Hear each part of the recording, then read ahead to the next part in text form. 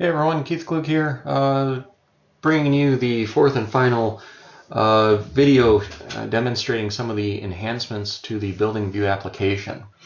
Our first helpful tip was in the multi-trend charting functionality and the ability to save reports that you use on a regular basis. The second was discussing how to use the checkbox to select or deselect units through the box versus having to drill down each time.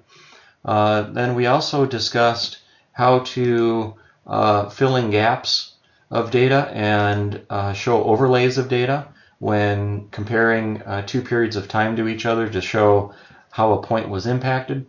And the last one is, how do we bring all of this together so that we can see a bigger picture of some of the information that we've discovered through this process. So in one of the segments, we saw that the compressor was not operating in RTU 4. So stage 1 didn't have any compressor operations other than one 15-minute segment within a week period of time. So let's take a look at that a little bit more so we can try to understand what was happening. I'm going to go back to that same period of time, July 9th through July 15th.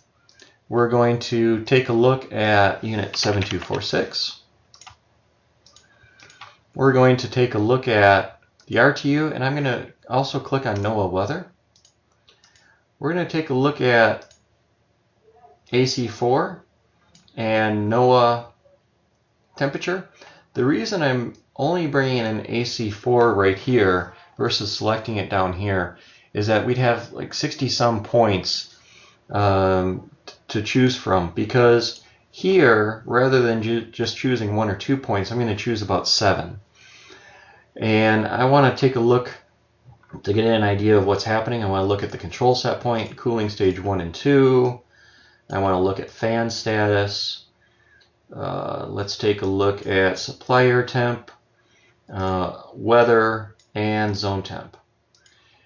Let's select all of these points, and that's 7 points. If we were to select all of the RTUs, it would be, I'm not sure how many RTUs are here, but it was like 60 some points. So let's chart this. And here, I'm going to go ahead and fill in the gaps, 30-minute gap, and rechart. And now we kind of filled in the picture a little bit.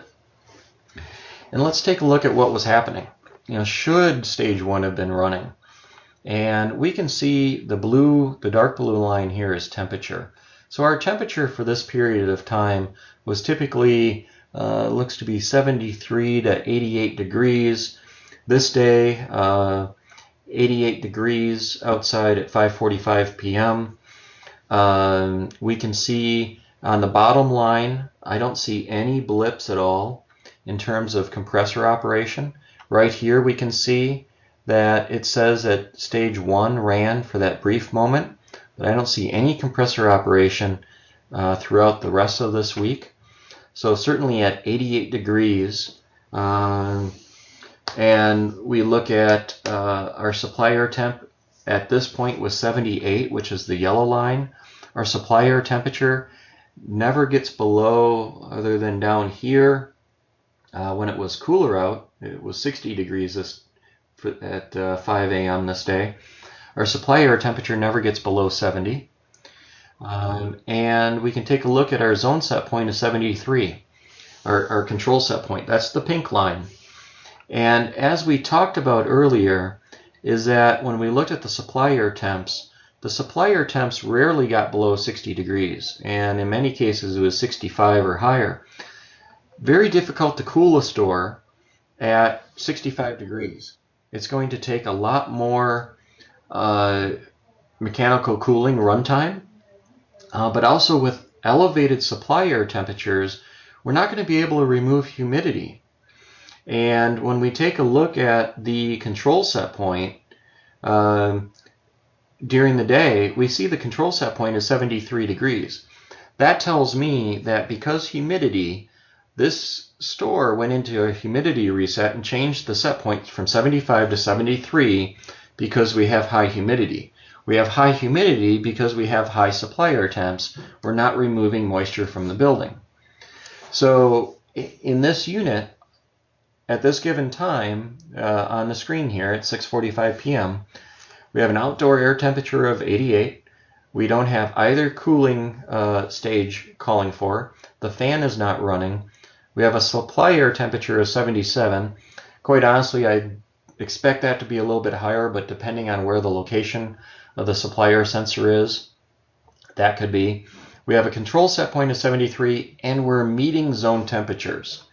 So we don't run the compressor all week, and we're at or below zone set point continuously in this store, except for here, this 15-minute section right here where we ran cooling stage 1, where we were a degree above set point. So what is influencing this? Is it the zone sensor location? Are other units, are compressors on other units running continuously? Did the contactors fail? Are they jumped out on the roof, causing other units to run? And if they're running continuously, they are that mixed air temperature from the adjacent zone is impacting this zone, causing this one not to need to be running. There's a number of factors here, but I think we've demonstrated for sure this unit should be running, and we need to look at why it's not.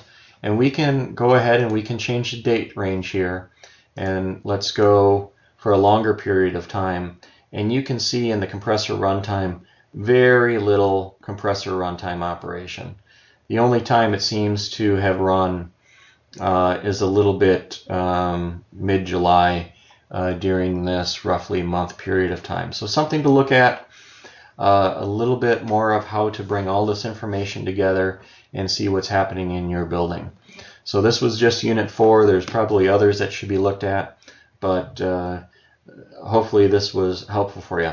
If you have any questions on these 4 tips that I just shared with you, please feel free to reach out, share your findings. If you find other helpful tools in this application, please feel free to share in Pebble, ask questions in Pebble, and certainly share your findings, because the more we share, the more we all learn.